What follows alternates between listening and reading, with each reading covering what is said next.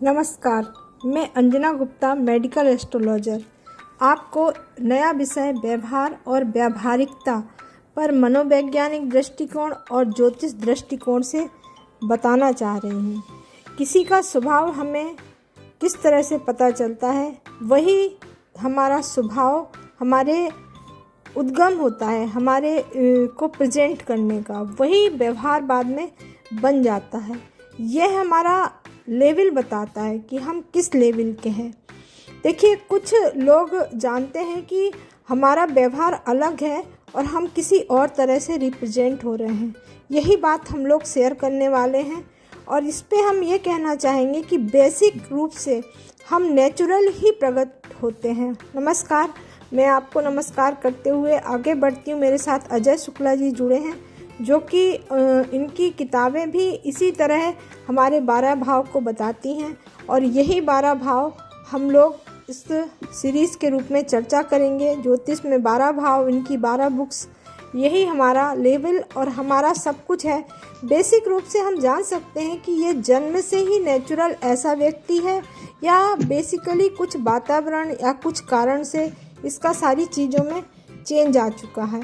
इसको जानना हम ज्योतिष से देख सकते हैं। जब ज्योतिष जिस समय सूर्य हमारा जन्म होता है, जिस समय सूर्य जिस लग्न में होता है, वो हमारी लग्न होती है, वही हमारा व्यवहार होता है।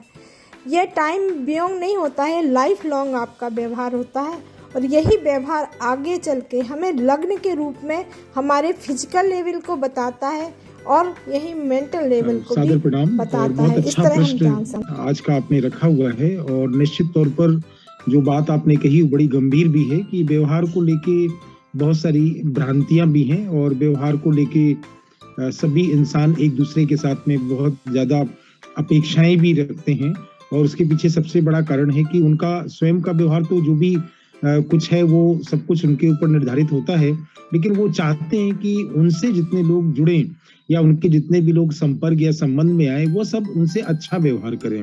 तो एक जो अच्छा व्यवहार करने की मनसा होती है या मिथक कह सकते हैं या जो अपेक्षाएं होती हैं, वो एक इंसान के ऊपर इतना दबाव डाल देती हैं आंतरिक रूप से या बाह्य रूप से। वो व्यक्ति जो कुछ भी अपने व्यवहार के द्वारा दुनिया के सामने प्रस्तुत करना चाहता है या होना चाहता है, तो कई बार वह बाह्य और आंतरिक दबाव के कारण इतना प्रेशर में आ जाता है कि वहाँ एक अच्छे व्यवहार की जो अपेक्षा थी उसकी बजाय उसके जीवन में कुछ ऐसा व्यवहार प्रतिपादित हो जाता है जिसमें बहुत अधिक दबाव भी होता है और बहुत अधिक तनाव भी होता है और उसको लेके वह परेशान रहता भी है।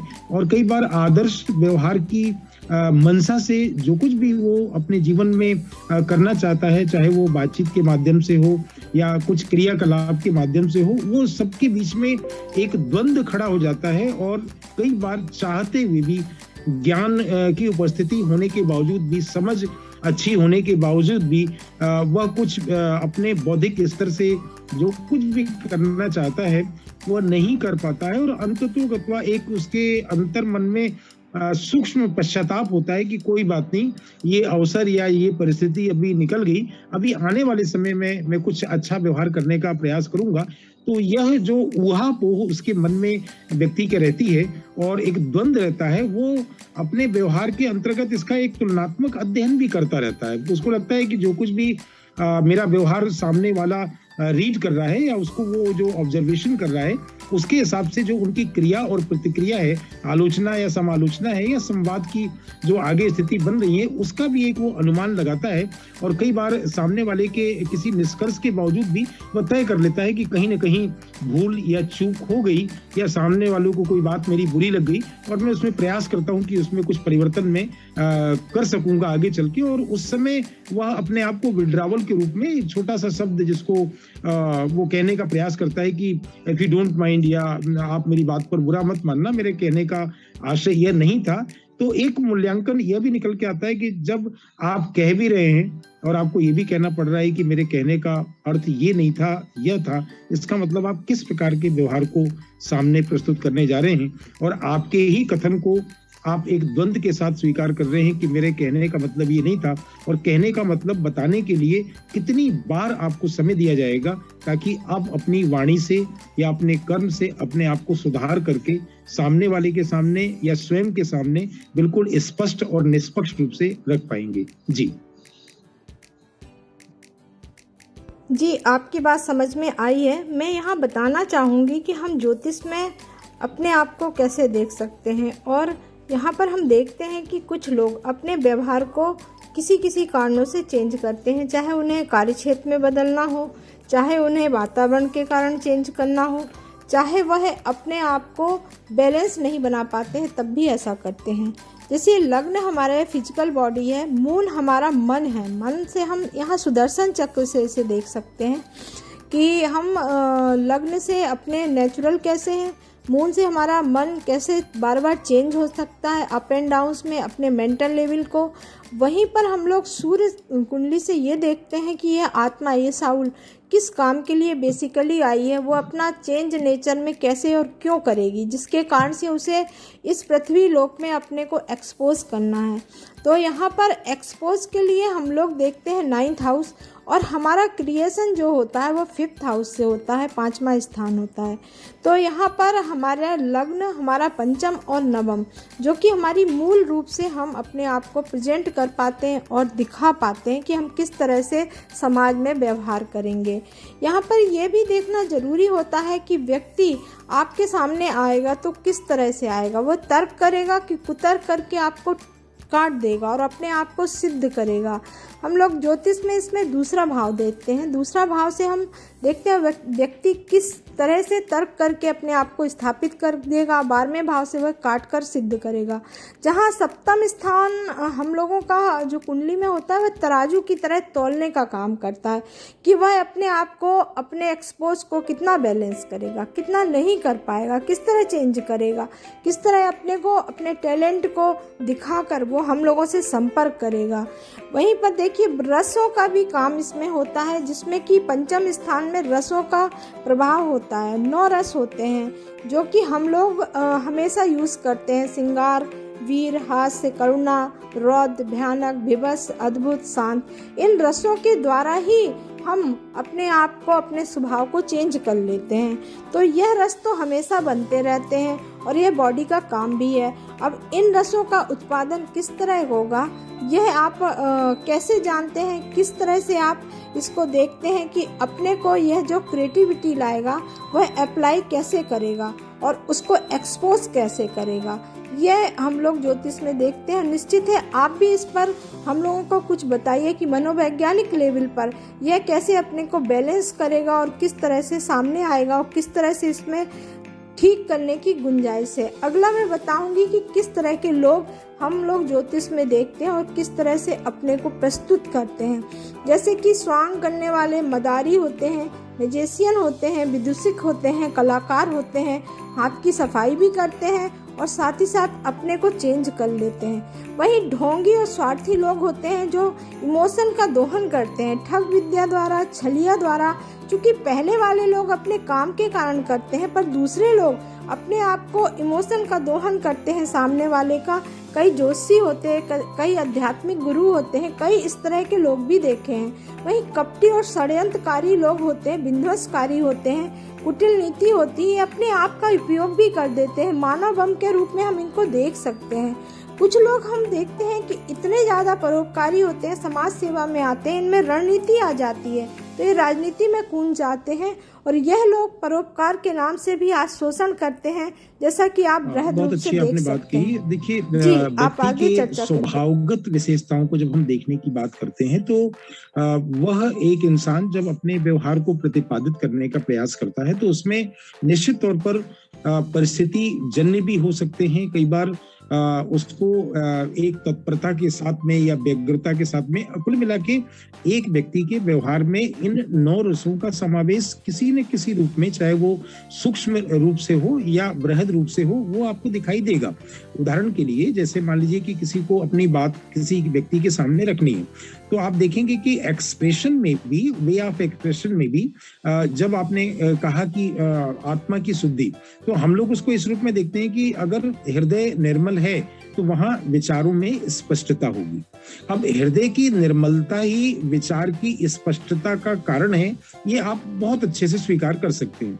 इसी प्रकार से जब कोई व्यवहार अपने समक्ष अपने छोटों से या अपने बड़ों से या विविध लोगों से करने का प्रयास किया जाता है, तो उसमें वर्बल कम्युनिकेशन या रिटन कम्युनिकेशन या बॉडी लैंग्वेज, ये तीनों एक साथ आपको दिखाई देती है। ऐसा नहीं है कि रिटन कम्युनिकेशन के लिए लिख के देना ही पड़ेगा, क्योंकि उस व्यक्ति के द्वारा जो कुछ भी पढ़ा लिखा जा रहा है या सोचा या समझा जा रहा है, वो एक साथ जब कहीं ना कहीं एक्सप्लोर होगा या एक्सपोज होगा, तो आप देखेंगे कि उसमें मन, बुद्धि, संस्कार तीनों काम करेंगे। कई बार जहां मन ये कहेगा कि हमें आज के समय में बहुत चालाक होकर अपने जीवन को गतिशील करना चाहिए, वहीं बुद्धि आपको मदद करेगी कि नहीं, उस चालाकी से ज्यादा महत्वपूर्ण तो समझदारी है। और वही संस्कार अगर हमारे सामने आ जाते हैं, तो संस्कार हमें ये बताने का प्रयास करेंगे कि मेरे खुद के संस्कार या माता पिता से मिले हुए विरासत में संस्कार जो अत्यधिक मूल्य परक हैं, तो वो इंसान उन मूल्यों का ध्यान भी रखेगा। अब देखिए, 3 शब्द हो गए। एक हो गया, मन ने कहा कि चालाकीपूर्ण व्यवहार, क्योंकि समाज में आज जो आपके साथ व्यवहार हो रहा है उसका प्रत्युत्तर इसी के माध्यम से दिया जाएगा। बुद्धि कहेगी कि नहीं, जिसमें बहुत ज्यादा आनंद है, बहुत हम कूल और रिलैक्स होकर अपना काम कर सकते हैं और व्यवहार कर सकते हैं, तो वो ज्यादा अच्छा है कि हम समझदारी पूर्ण तरीके से कार्य करें। जिनको चालाकी करनी होगी वो बहुत उठा पटक करेंगे, अर्थात उसमें कई बार उनको रौद्र रस का उपयोग करना पड़ेगा, कई बार मनोविकारों से वो ग्रसित होकर व्यवहार करने का प्रयास करेंगे। तो यहाँ ये समझने की आवश्यकता है कि बुद्धि तो हमेशा ही मदद करती है कि हम समझदारी पूर्ण व्यवहार करें, क्योंकि इसमें कोई छल कपट की बात ही नहीं है। लेकिन मन की चंचलता के कारण जो इनपुट व्यक्ति को मिल रहा है, जो भी उसने समाज से इकट्ठा किया है, और उसमें अगर बहुतायत मात्रा में चालाकी है, तो वहां पर चालाकी और समझदारी के बीच में द्वंद्व रहेगा। लेकिन अगर उसके पास मूल्य परक संस्कार हैं, अच्छे मानवीय मूल्य हैं, संवेदनशीलता है जीवन की, तो वो संस्कार मन और बुद्धि दोनों पर हावी हो जाएंगे। और आप देखेंगे कि वहां बहुत संस्कारित स्वरूप में व्यवहार प्रतिपादित होने लगेगा, और आप वहां जुड़ जाएंगे उस इंसान से और बोलेंगे कि क्या मन बुद्धि दोनों आपकी मदद नहीं करते हैं, और हर समय आपके अच्छे संस्कार आपके सामने आ जाते हैं और उस व्यवहार को आप प्रतिपादित करते हैं। और वही व्यवहार जो आपने कहा कि अंत में एक व्यवहारिकता के स्वरूप में आ जाते हैं, और वहां आप जुड़ना चाहते हैं, वहां संबंध रखना चाहते हैं। वहां आपको बाध्यतापूर्ण जोड़ना नहीं होता है। देखिए, बाध्यतापूर्ण जोड़ने में औपचारिकता हावी हो सकती है, फॉर्मेलिटीज बहुत सारी आ जाएंगी, लेकिन आप बहुत दिन से फोन कॉल नहीं कर पा रहे हैं, आपकी बातचीत नहीं हो रही है, लेकिन जो अंतःकरण से संवाद हो रहा है, वो जो आत्मा से बातचीत हो रही है, आप कितनी भी दूर बैठे हैं, कितने भी दिनों से अपने मित्र से या अपने परिवार में लोगों से बातचीत नहीं हुई है, लेकिन जो आत्म संवाद की स्थिति है वो इतनी प्रबल और इतनी सहज और इतनी उन्मुक्त होती है कि बिना किसी संसाधन के भी आप सहजता से अपने प्रश्न भी कर रहे हैं, आपको उत्तर भी मिल रहा है, वहां से भी प्रश्न हो रहा है और आप उसका उत्तर दे रहे हैं। मैं उस ये जीवन की वो व्यवहारिकता है जो कई बार शब्दों में हम बयान नहीं कर सकते। जी, जैसा कि आपने बताया है, मैं एक छोटे से उदाहरण से इस चीज को रखूंगी कि सिंह राशि का व्यक्ति है और उसका पंचम भाव में सूर्य है। सूर्य आत्मा का कारक है और वहीं पर धनु राशि नवम में होती है। तो वह व्यक्ति सामने से जैसा दिखाई देगा वैसा वो नहीं होगा। वो कोशिश तो करेगा आपको भटकाने की, अपने हाव भाव से आपको इम्प्रेस करने की, पर अंदर से वो वैसा ही नेचुरल होगा और कुछ देर बाद वह अपने आप को चेंज कर लेगा। जहाँ हम बात कर रहे थे, यहाँ साधु तरह के भी लोग दिखाई देते हैं। साधु बहुत सरल होते हैं, वह सबसे मिलना जुलना पसंद ज़्यादा नहीं करते हैं, वह समाज से परे रहना पसंद करते हैं। वहीं पर संत होते हैं जो कि हमने देखे हैं कि बहुत टिपिकल भी होते हैं, दंडी स्वामी के रूप में होते हैं, कई गांठें होती हैं उनकी, और वह अपने आप को इतना ज़्यादा क्रिटिकल बना लेते हैं कि हम उनके व्यवहार को चेंज ही नहीं कर सकते हैं। एक आखिरी होते हैं अघोरी टाइप के लोग, जो कि जटिलता का सबसे बृहद रूप है और जटिलता के बाद वह सरल होना शुरू हो जाते हैं। तो यहाँ पर हमने देखा है उन्हें शिव के रूप में हम समझ सकते हैं। वह भावों से जटिल हैं, परंतु उनके अंदर बहुत निर्मलता होती है, बहुत शांत होते हैं, परंतु दिखते ऐसे हैं। तो देखिए, ये सभी अपने को चेंज एक्सपोज इसलिए करते हैं, उन्हें व्यवहार में अपने आप को रखना होता है। जिनको हम ग्रहों से जोड़ते जाते हैं तो उनके क्रिएशन या बहुप्रतिभा टैलेंट के रूप में नेचर में चेंज होके हमें दिखाई देती है। यह चीज़ ही पे हम लोग अपनी कुंडली को देख के उसके बारे में जानते हैं, या खुद के बारे में खुद को वह बदलने का प्रयास भी कर सकता है, ऐसा समझ सकते हैं। हम इसे अंक ज्योतिष से भी देख सकते हैं। अगर हमारी डेट ऑफ बर्थ 27 है तो 9 है, 21 है तो 3 है। तो देखिए, जिस तरह के लोग हैं उनके अनुसार भी हम देख सकते हैं कि उनके अंदर किस तरह का एलिमेंट है, किस तरह के तत्व हैं, किस तरह का ग्रह कार्य कर रहा है। तो इस तरह से हमने देखा है कि 1 अंक वाले सूर्य का, उनकी आत्मा प्योर होती है। 2 अंक वाले मैजिशियन भी होते हैं और ग्लैमर में भी रहते हैं, हीरो हीरोइन को अप्लाई कर लेते हैं। तीसरे होते हैं जो मीडिया के क्षेत्र में भी होते हैं और अपने आप को एक्सपोज करते हैं बातों के द्वारा, कॉपी पेस्ट के द्वारा। इस तरह के लोग भी देखे हैं। कर्क राशि बड़ी सेंसिटिव होती है और 4 अंक भी माना है, राहु का भी माना है। तो ऐसे लोग बहुत छलिया होते हैं, अपने आप को बहुत विकट रूप में प्रदर्शित करते हैं और हम उनके इन्फ्लुएंस में आ जाते हैं। 5 अंक यूनिवर्सल होता है, तो इन सबसे मेल जोल करने के लिए अपने व्यवहार को बदलना सीख जाते हैं। 6 अंक फिर से हमने देखा है कि ऐसे लोग अपने आप को एक वर्ल्ड के रूप में स्थापित करते हैं, अपनी पोशाक, अपने रहन सहन, सारी चीज़ों को चेंज करके आते हैं। 7 अंक जो होता है वह केतु का होता है। ऐसे लोग बड़े क्रिटिकल होते हैं, परंतु आत्मा से बहुत अंतर्ज्ञान होता है और काफ़ी सरल भी होते हैं। 8 अंक शनि का है, न्याय प्रिय होते हैं, परंतु इनके अंदर चाणक्य जैसी बुद्धि भी होती है और यह अपने को बहुत गहरे रूप में रखते हैं, सामने एक्सपोज नहीं करते हैं। वहीं पे 9 अंक मंगल का माना है। 9 अंक वाले अपने को जैसे हैं वैसे ही एक्सपोज करने के लिए प्रयास करते हैं। जैसे सेनापति होता है, उसे कोई मतलब नहीं है, वो अपने आप को उसी तरह रख देगा, उसी तरह से अपने आप को एक्सपोज करेगा। बाकी उसे कोई मतलब नहीं कि सामने वाले के सेंटिमेंटल कैसे हैं। वो किसी का दोहन तो नहीं करना चाहेगा, पर स्थापित जरूर करेगा। इसको भी आप समझिए। तो बहुत बड़ी चीज़ है कि अपने को चेंज करने के लिए अंक ज्योतिष भी आपकी हेल्प करेगा। और इसी तरह से राशियाँ भी होती हैं जो बताती हैं किसी के नेचर के बारे में।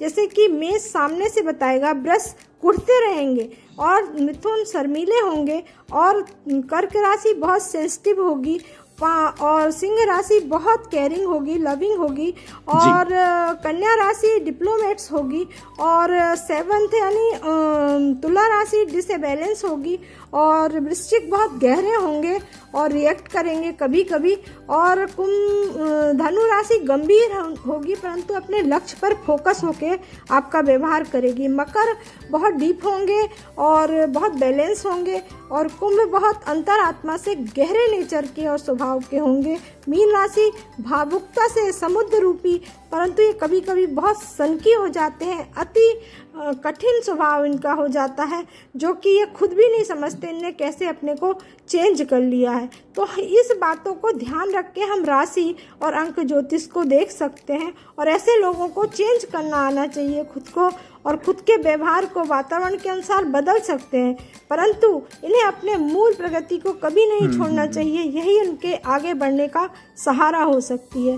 तो इस बात को आप किस तरह लेते हैं और किस तरह से देखते हैं, अपने नेचर को ये किस तरह चेंज कर सकते हैं, आप इसे मनोवैज्ञानिक स्तर पर बताइए कि 1, 5, 9 भाव जहाँ जुड़ते हैं तो उनकी व्यक्ति की क्रिएशन अलग अलग तरह का हो जाता है और वह अपने आप को किस तरह बैलेंस बनाए, किस तरह अपने को रखें और किस तरह से अपने में सुधार लाएं। तो यह व्यवहार ज्योतिष या कह सकते हैं कि आपका मनोविज्ञान इस पर क्या दर्शन देगा, क्या बताएगा और किस तरह ये लोग अपने को एक्सपोज करके रख सकते हैं समाज के अंदर। इसी के साथ आप इसको और डिस्क्राइब करिए क्योंकि निगेटिव भाव भी जुड़ जाते हैं। 8 भाव जुड़ेगा, आपका कपटी हो जाएगा, व्यक्ति अपने स्वार्थ के लिए लोभी हो जाएगा। इस तरह से करता है वो और अपने आप को, अपने रूप को बदल के स्वभाव में सामने आना शुरू करता है। नेचर ने ही हमको एक बहुत नेचुरल नेचर दिया है जिसे हम नैसर्गिक व्यवहार की बात करते हैं। व्यवहार और व्यवहारिकता के बीच में जब हम अंतराल करने का प्रयास करते हैं तो हमें देखने में आता है, जैसे कुछ उदाहरण भी आपने दिए, बड़े व्यवहारिक और सटीक उदाहरण है कि व्यक्ति को पता ही नहीं चलता कि वो कहाँ से शुरू हुआ था और कहाँ तक पहुंच गया। लेकिन जब इसके मूल में जाने का प्रयास करेंगे तो आप देखेंगे कि व्यवहार या सिद्धांत, कई बार व्यवहार को हम सिद्धांत भी बोल देते हैं। जैसे उदाहरण के लिए जहां सुमत तहां संपत नाना। अब जहां सुमत तहां संपत नाना, इसके बाद भी रामचरितमानस में पूरी चौपाई है, लेकिन इसको हम सिद्धांत रूप से वहां से निकालने का प्रयास करेंगे तो जहां सुमत तहां संपत्ति नाना अपने आप में एक बहुत बड़ा व्यवहार है। और जब इसका विश्लेषण करने का प्रयास करेंगे तो व्यवहारिकता में क्या होगा कि हम उन स्थानों पर जाने का प्रयास करें जहां हमें अच्छी सुमति या बुद्धि मिलेगी, तो वहां हमारी अपने आप में संपत्ति से यहाँ अर्थ है कि बौद्धिक संपदा की वृद्धि होगी, हमारी समझ के अंदर एक परिपक्वता आएगी। इसी प्रकार से हम थोड़ा सा और आगे बढ़े तो हमें लगता है कि उसी रामचरितमानस को हम पढ़ रहे हैं, समझ रहे हैं, लेकिन उसके गूढ़ रहस्यों से कई बार वंचित हो जाते हैं, क्योंकि हम जिस व्यवहार को जीने का प्रयास करना चाहते हैं हम उसको ढूंढने का प्रयास करते हैं। लेकिन वहां जो सच्चाई लिखी हुई है, वहां एक सच्चाई ये भी लिखी हुई है कि सिया राम में सब जग जानी। अब सिया राम में सब जग जानी, इसके बाद भी वो बात बची हुई है, उसका विश्लेषण आप कर सकते हैं। लेकिन सिया राम में सब जग जानी ये एक व्यवहार है, लेकिन जब इसको आप इम्प्लीमेंट करेंगे तो इतनी उच्चता आपको किसी भी ग्रंथ में नहीं मिलेगी कि जब पूरे समाज और पूरे संसार को आपने सिया और राम मान लिया तो शेष बचा क्या। तो यहाँ पर व्यवहार और व्यवहारिकता के बीच में एक सकारात्मक सहसंबंध बन जाएगा और आपसे वो इम्प्लीमेंट हो जाएगा। आपने देखा होगा कि बहुत सारे स्पीच में 3-4 बातें कहने का प्रयास किया जाता है और उसमें तालियां बज जाती हैं, लेकिन कभी भी वो सिद्धांत और व्यवहार शुरू में आपको प्रवचन में नहीं मिलेंगे। जैसे उदाहरण के लिए मुझे कहना हो कि सर्वधर्म संभाव, अब ये मैंने कब कहा, जब प्रवचन का अंत हो गया, वहां तालियां बज गई कि भाई कितने महान व्यक्ति हैं। लेकिन अगर सर्वधर्म संभाव से हम शुरू करते या बहुजन हिताय बहुजन सुखाय हमने बोल दिया और लोगों की फीडबैक हमने अपने पक्ष में ले ली, तो वहां भी अगर हम बहुजन हिताय बहुजन सुखाय से आरंभ करते तो शायद किसी गहराई में जा सकते थे। आपने सर्वे भवन्तु सुखिनः बोल दिया, वहां भी आपको लगा कितना बड़ा मंत्र आपने बोल दिया, लेकिन सर्वे भवन्तु सुखिनः सर्वे सन्तु निरामयाः सर्वे भद्राणि पश्यन्तु मा कश्चित् दुःख भाग् भवेत्, यहाँ से आपने आरंभ क्यों नहीं किया। तो कहने का अर्थ कि कुछ सिद्धांत से लोगों को लोकप्रियता मिलती है। या आपने अपने स्पीच में बोल दिया वसुधैव कुटुम्बकम। अब प्रश्न उठता है कि वसुधैव कुटुम्बकम अगर पूरे जीवन पर्यंत 100 साल तक आप अंत में ही बोलते रहे तो अपने जीवन में आरंभ कहां से होगा। तो मैं बताने का प्रयास कर रहा था जितने भी सूत्र वाक्य हैं ये केवल एक स्पीच में अपनी महिमा और गरिमा के स्वरूप के लिए नहीं, बल्कि उसके विश्लेषणात्मक अध्ययन, उसमें जीवन जीने की जब आप कोशिश करते हैं, पैरवी करते हैं, अपने आप को लगाते हैं, संलग्न करते हैं, या ऐसा मान के चलते हैं कि इसके मूलभूत सिद्धांत के साथ साथ में हम व्यवहार पर भी काम करेंगे। जैसे आपने कहा कि मनोवैज्ञानिक दृष्टि से समाधान क्या हो सकता है, तो मैं अगर आपसे कहूं कि भाई बहुत बड़े मनोवैज्ञानिक पूरी दुनिया में मास्लो हुए हैं और उनकी एक थ्योरी है कि आप अगर अपने जीवन में सुखी रहना चाहते हैं तो मनोविज्ञान के 3 बड़े सिद्धांतों को स्वीकार कर लीजिए। अब सिद्धांत क्या है, तो वो कहते हैं कि पहला सिद्धांत है कि अपनी मूलभूत आवश्यकताओं की पूर्ति करो। अब मूलभूत आवश्यकताओं की पूर्ति कर लो, और दूसरा सिद्धांत क्या है, तो इसमें आपको सोशल सिक्योरिटी, माने बेसिक नीड पूरी हो गई तो सोशल सिक्योरिटी आप अपनी पूरी कर लें। अब तीसरा सिद्धांत क्या बताया उन्होंने, कहा कि आत्मसंतुष्टि, सेल्फ एक्चुअलाइजेशन। अब मैंने सिद्धांत को पढ़ लिया, लेकिन जब मैंने इसको पढ़ने और समझने और इसको व्यवहारिकता में लाने का प्रयास किया तो इस सिद्धांत को उल्टा कर दिया। क्यों उल्टा किया कि मास्लो किस देश से पैदा हुए, अमेरिका में पैदा हुए, किस समाज के बीच में रहे, भौतिकवादी समाज के बीच में रहे। उन्होंने कहा कि अगर मूलभूत आवश्यकताओं की पूर्ति व्यक्ति कर लेगा, सोशल सिक्योरिटी की अपनी पूरी कर लेगा, तो वो सेल्फ एक्चुअलाइजेशन में जा सकता है। भारतीय सिद्धांत क्या था, भारतीयता का सिद्धांत क्या था, यहाँ का सिद्धांत ये था कि पूत सपूत को क्या धन संचय और पूत कपूत को क्या धन संचय। अब आपने ये अभी क्या हुआ कि सिद्धांत और व्यवहार के बीच में विरोधाभासी जीवन है। अब विरोधाभासी जीवन अगर होगा तो फिर आपको जीवन भर तनाव प्रबंधन की कक्षाएं लेनी पड़ेंगी और आप अपना तनाव कभी कम नहीं कर पाएंगे। तो तनाव प्रबंधन से पहले तनाव ही नहीं हो, उसके लिए आपको क्या करना पड़ेगा कि अपना जो विरोधाभासी जीवन है उससे को समाप्त करना पड़ेगा। अगर आपने विरोधाभासी जीवन समाप्त कर लिया तो तनाव होगा ही नहीं, तो तनाव प्रबंधन पर अलग से क्लास करने की आवश्यकता नहीं है, ट्यूशन लेने की आवश्यकता नहीं है। तो यहाँ मैं कहने का प्रयास कर रहा हूँ कि भारतीय परिदृश्य में जब मैंने एक मनोवैज्ञानिक होने के नाते इन चीजों पर काम करना शुरू किया तो उस पूरे त्रिभुज को उल्टा कर दिया। मैंने कहा नहीं, सबसे पहले भारतीय दर्शन कहता है कि सेल्फ एक्चुअलाइजेशन होना चाहिए। अगर आपको आत्म अनुभूति हो गई तो मूलभूत आवश्यकताएं और सुरक्षा संबंधी आवश्यकताएं अपने आप समाज पूरी कर देगा। लेकिन आप सोचेंगे ये 2 पूरा हो जाएगा तो आप ये मान के चलिए कि ये जीवन तो आपका निकल ही जाएगा, क्योंकि इतना टिपिकल, इतना कष्टकारक हो गया है। क्योंकि मूलभूत आवश्यकताओं को जुटाने में अगर संतुष्टि का कंपोनेंट आपने अपने जीवन में नहीं लाया तो आप क्या करेंगे कि एक ही पक्ष पे काम करेंगे और आप जीवन भर संतुष्ट नहीं हो पाएंगे। संतुष्टता परचेजिंग प्रोसेस में नहीं आता है कि मैं संतुष्टता को खरीद के ले आऊंगा। संतुष्ट होना पड़ेगा, उसमें जीना पड़ेगा। तो जब हम जीते हैं, होते हैं, तो वहां जीवन की व्यवहारिकता होती है और वही निसर्ग ने, प्रकृति ने हमको दी है, जो हमें नेचुरल करती है और उस व्यवहारिकता को अपनाने पर बल देती है। जी देखिए, इस तरह हम अपने व्यवहार को समझ सकते हैं, देख सकते हैं, जान सकते हैं, चेंज ला सकते हैं। यही उद्देश्य था इस वातावरण, इस समय जो चेंज हो रहा है, हम अपने आप को चेंज करते जा रहे हैं। हम अपने नेचर को नहीं छोड़ें, अपनी मूल प्रगति को, अपने जीन्स को डिकोड नहीं करें, गलत कामों की ओर हम नहीं जाएं। और यही एक इसका उद्देश्य है। और अपने नेचर को हम मनोवैज्ञानिक स्तर पर परखें और ज्योतिष स्तर पर भी जानें कि हमारा नेचर क्या है। इस तरह से हम कह सकते हैं कि यह उद्देश्य इसीलिए था। इसी के साथ मैं आपका धन्यवाद करती हूँ, आपका जुड़ने का, आपके अपने विचारों का। धन्यवाद। अजय शुक्ला जी।